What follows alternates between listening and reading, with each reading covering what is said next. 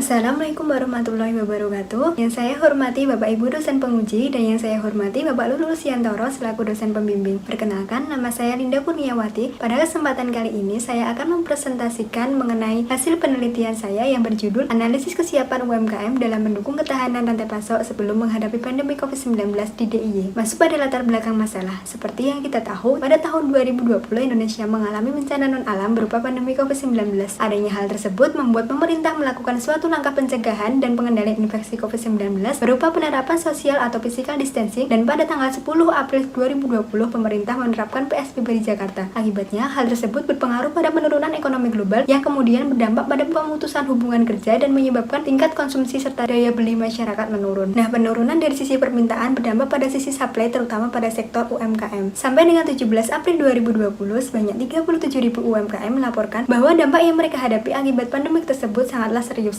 yaitu adanya turunnya penjualan, permasalahan pada aspek pembiayaan, permasalahan distribusi barang, dan kesulitan mendapatkan bahan baku mentah. Salah satu wilayah Indonesia yang terkena dampak pandemi COVID-19 ialah DIY. Sebesar 98% pergerakan ekonomi DIY digerakkan oleh sektor UMKM. Adanya COVID-19 ini menyebabkan lebih dari 59% perekonomian DIY yang digerakkan oleh UMKM terhenti. Rumusan masalah pada penelitian ini yaitu adanya pandemi COVID-19 tersebut merupakan suatu gangguan yang berpengaruh pada entitas dalam rantai pasok yang berdampak langsung pada kemampuan perusahaan dalam melanjutkan proses operasinya. Menurut Fins 2006, rantai pasok dalam perusahaan merupakan bagian penting dalam memaksimalkan produktivitas perusahaan. Dalam aktivitas rantai pasok tersebut terdapat keterlibatan berbagai pihak mulai dari pemasok, perusahaan manufaktur, distributor, gudang jasa transportasi, serta grosir dan atau pengecer yang mengantarkan produk atau jasa ke konsumen akhir. Agar aktivitas rantai pasok berjalan dengan lancar, maka dibutuhkan koordinasi yang baik antara pihak atau mitra bisnis yang terlibat. Ketika rantai pasok berjalan dengan baik, maka kepuasan konsumen akan meningkat dan hal tersebut akan berdampak pada keuntungan perusahaan. Agar mampu bertahan, suatu rantai pasok harus dapat diandalkan atau reliable. Kemampuan dari rantai pasok untuk dapat kembali pada kondisi semula atau pada keadaan yang lebih diharapkan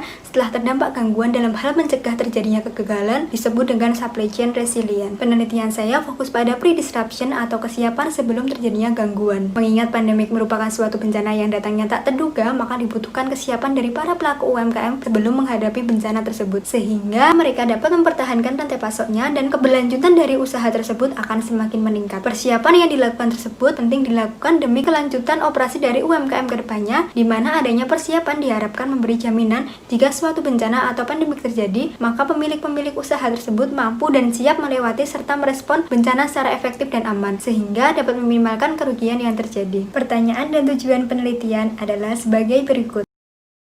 Tinjauan pustaka yang digunakan dalam penelitian ini adalah sebagai berikut.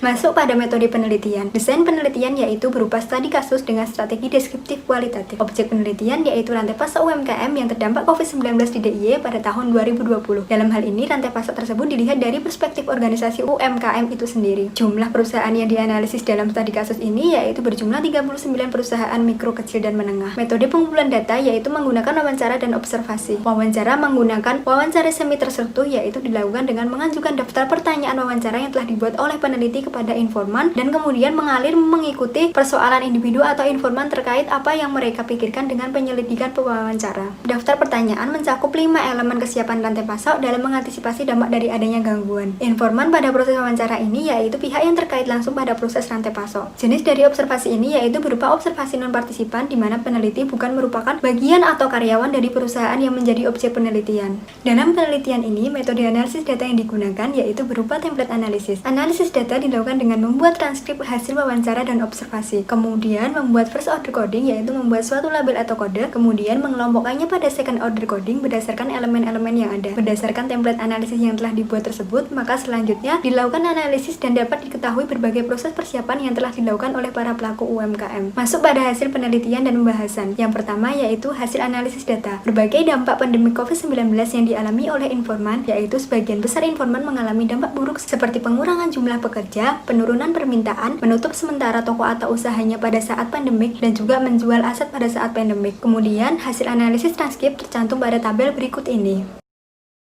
Template analisis yang telah dibuat tersebut akan dijelaskan lebih lanjut dalam bagian pembahasan berikut ini. Terdapat dua praktek dalam kepekaan situasi yang sedang terjadi, yaitu merasakan dan menafsirkan peristiwa atau bencana, dan juga perencanaan rantai pasok yang berkelanjutan. Dalam praktik merasakan dan menafsirkan peristiwa atau bencana, berdasarkan analisis informasi dari 39 informan didapatkan hasil bahwa sebagian besar informan pernah mengalami dan merasakan bencana. Sebagian besar informan mengungkapkan bahwa bencana terbesar yang pernah mereka rasakan yaitu adanya pandemi COVID-19 ini. Perusahaan-perusahaan yang tidak memiliki kesiapan dan bahkan perusahaan yang mengabaikan tanda-tanda atau firasat akan terjadinya pandemi COVID-19 di Indonesia tersebut memiliki kepekaan situasi yang rendah, sehingga kesiapan dalam menghadapi ancaman gangguan atau bencana pun juga rendah, dan hal tersebut akan menurunkan ketahanan dari rantai pasoknya. Praktik kedua yaitu perencanaan rantai pasok yang berkelanjutan. Dalam meningkatkan kepekaan mengenai situasi yang sedang terjadi, dibutuhkan perencanaan rantai pasok yang berkelanjutan, yaitu terkait dengan persiapan stok bahan baku yang dimiliki oleh perusahaan setelah mengetahui tanda-tanda akan terjadinya gangguan atau bencana. Terdapat perusahaan yang melakukan penambahan stok bahan baku dengan mempertimbangkan budget belanja. Namun ada pula perusahaan yang melakukan penambahan stok bahan baku tidak dengan mempertimbangkan budget belanja. Hal tersebut mengakibatkan perusahaan kehabisan kas atau dana tunai, dan untuk dapat melanjutkan operasinya mereka harus menjual asetnya. Selain itu, ketersediaan tempat penyimpanan yang memadai penting dimiliki oleh perusahaan. Terdapat informan yang memiliki stok bahan baku lebih namun tidak memiliki tempat penyimpanan yang memadai. Hal tersebut mengakibatkan stok bahan baku tidak bertahan lama. Selanjutnya, terdapat dua informan yang justru melakukan pengurangan stok bahan bakunya sebagai persiapan mereka ketika mendengar pandemi COVID-19 akan terjadi di Indonesia. Kemudian, terdapat informan yang memiliki kesalahan prediksi awal di mana mereka terlanjur melakukan pengurangan stok bahan baku ketika mendengar COVID-19 akan masuk ke Indonesia dengan pertimbangan permintaan mereka akan mengalami penurunan. Dalam melakukan perencanaan rantai pasok yang berkelanjutan tersebut, diperlukan kemampuan dari perusahaan untuk melakukan peramalan yang tepat. Kemudian, elemen yang ketiga yaitu ketahanan atau kekuatan terdiri dari tiga praktik, yaitu desain jaringan rantai pasok, pelanggan setia, dan desentralisasi. Dalam praktik jaringan rantai pasok, ditemukan informasi mengenai kepemilikan pemasok atau distributor oleh informan. Sebanyak 37 informan mengaku memiliki pemasok atau distributor sebagai mitra rantai pasok mereka. Adanya pemasok atau distributor tersebut merupakan salah satu kekuatan yang dimiliki oleh perusahaan. Dari 37 informan yang memiliki pemasok atau distributor tersebut, hanya ditemukan 8 informan yang mengatakan bahwa mereka memiliki cadangan pemasok atau distributor. Informan yang tidak memiliki pemasok cadangan sempat mengalami kesulitan bahan baku ketika suatu gangguan terjadi. Informan tersebut mengaku sadar bahwa memiliki pemasok cadangan penting disiapkan oleh perusahaan untuk menghadapi kondisi yang tidak terduga. Dalam praktik kepemilikan pelanggan setia, terdapat 16 dari 39 informan yang mengungkapkan bahwa mereka memiliki pelanggan setia. Pelanggan tersebut telah melakukan transaksi secara berulang dengan perusahaan-perusahaan terkait dan di antara mereka sering menjalin komunikasi. Hal tersebut menjadi salah satu kekuatan yang dapat meningkatkan kesiapan perusahaan dalam menghadapi gangguan atau bencana, di mana ketika terjadi bencana maka perusahaan masih memiliki pelanggan setianya yang dapat menjadi alasan perusahaan untuk tetap bertahan menghadapi bencana dan cepat melakukan pemulihan. Masuk dalam praktik desentralisasi, terdapat 2 dari 39 informan yang mengungkapkan bahwa mereka melakukan praktik desentralisasi. Informan tersebut memberikan wewenang kepada bawahannya yaitu pengrajin untuk mengambil keputusan seperti pengadaan tukang-tukangnya. Adanya hal tersebut membuat perusahaan dapat menggunakan sumber dayanya secara lebih efisien, di mana pelaksanaan tugas tertentu didelegasikan kepada tingkatan organisasi di bawahnya yang memiliki kemampuan dan informasi yang cukup untuk dapat menyelesaikannya. Kemudian, dalam meningkatkan visibilitas, Ali et al. Menyebutkan bahwa peningkatan visibilitas dalam rantai pasok dapat dilakukan melalui investasi pada kemampuan teknologi informasi. Teknologi informasi yang digunakan oleh para informan yaitu berupa aplikasi yang dapat diakses melalui telepon genggam. Teknologi tersebut mereka gunakan untuk mendapatkan informasi serta menjalin komunikasi dengan pemasok dan konsumen, dan juga membantu perusahaan dalam memasarkan produknya melalui marketplace. Terdapat informan yang tidak memanfaatkan teknologi informasi secara optimal, sehingga ketika pandemi COVID-19 terjadi, informan tersebut kekurangan informasi dan hanya melihat tetangganya saja. Membangun keamanan terdiri dari strategi kerjasama dengan mitra rantai pasok dan keamanan fisik.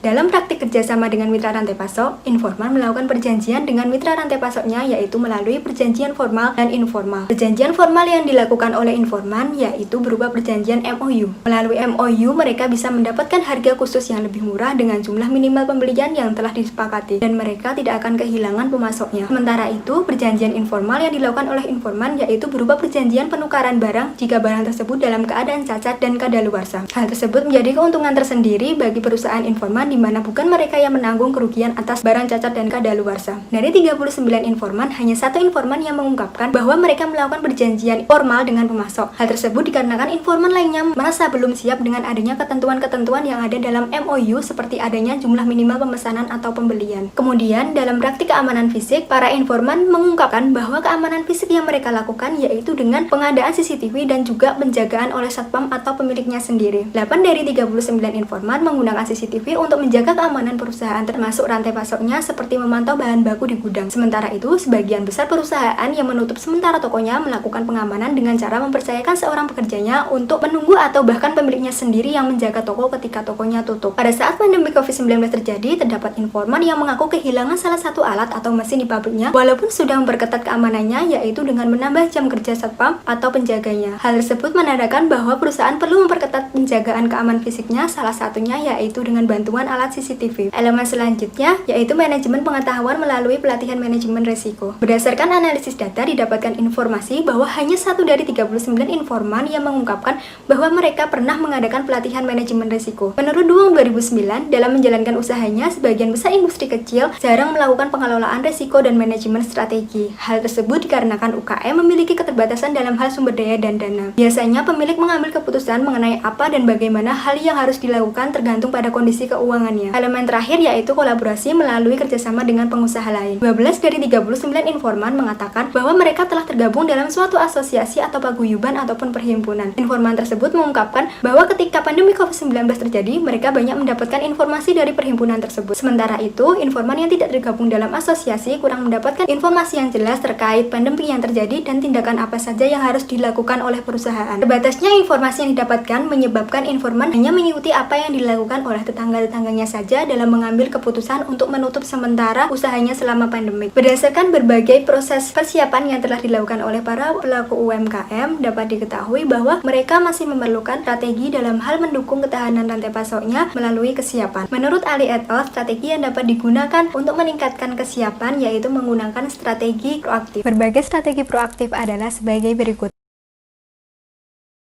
Strategi proaktif tersebut dapat didukung dengan berbagai investasi yang dimiliki oleh perusahaan. Menurut Melnick et al., berbagai investasi tersebut terbagi menjadi 8 strategi investasi yang dijabarkan pada tabel berikut ini. Adanya berbagai strategi proaktif dan investasi tersebut maka dapat diadaptasi dengan hasil temuan mengenai hal-hal yang dapat dilakukan oleh para pelaku UMKM dalam hal mendukung ketahanan rantai pasok sebelum terjadinya gangguan atau pandemik, yaitu yang pertama, melalui pemilihan pemasok yang sesuai termasuk menyiapkan pemasok cadangan. Yang kedua yaitu membangun keamanan, baik keamanan fisik maupun keamanan rantai pasoknya melalui kerjasama dengan mitra rantai pasok. Yang ketiga, menumbuhkan budaya manajemen risiko, salah satunya yaitu dengan pelatihan manajemen risiko. Yang keempat, penggunaan teknologi informasi yaitu berupa aplikasi yang dapat diakses melalui telepon genggam seperti sosial media untuk mendapatkan informasi serta menjalin komunikasi dengan pemasok dan konsumennya. Yang kelima, menyiapkan dana cadangan khususnya untuk menghadapi gangguan atau bencana. Yang keenam, memiliki pelanggan setia melalui pemenuhan kepuasan pelanggan. Selanjutnya, meningkatkan kolaborasi, salah satunya yaitu melalui asosiasi usaha. Kemudian digunakan dalam melakukan peramalan untuk segera mengambil tindakan awal sebagai langkah antisipasi jika gangguan benar terjadi. Dan yang terakhir yaitu pengadaan gudang atau tempat penyimpanan yang memadai untuk menghindari stok bahan atau produk dari kerusakan. Selanjutnya masuk pada bagian kesimpulan. Yang pertama yaitu proses persiapan yang dilakukan oleh para pelaku UMKM di DIY dalam mendukung ketahanan rantai pasok sebelum menghadapi pandemi COVID-19 bermacam-macam. Persiapan tersebut berupa penambahan ataupun pengurangan stok bahan baku ketika mengetahui tanda-tanda atau firasat akan terjadinya pandemi COVID-19 di Indonesia, kepemilikan pemasok utama dan cadangan, kepemilikan pelanggan setia, peningkatan keamanan melalui strategi kerjasama dengan mitra rantai pasok, dan keamanan fisik, serta pemanfaatan teknologi informasi untuk mencari informasi atau berita mengenai pandemi COVID-19 dan juga mengabarkan kepada pemasok serta konsumennya. Sedangkan persiapan berupa pelatihan manajemen risiko dan kolaborasi hanya dilakukan oleh sebagian kecil informan. Sementara itu, sebagian besar informan merasa tidak siap dan tidak ada kesiapan apapun dalam menghadapi pandemi COVID-19. Kesimpulan yang kedua yaitu strategi yang dapat dikembangkan dalam meningkatkan kesiapan para pelaku UMKM di DIY sebelum menghadapi pandemi COVID-19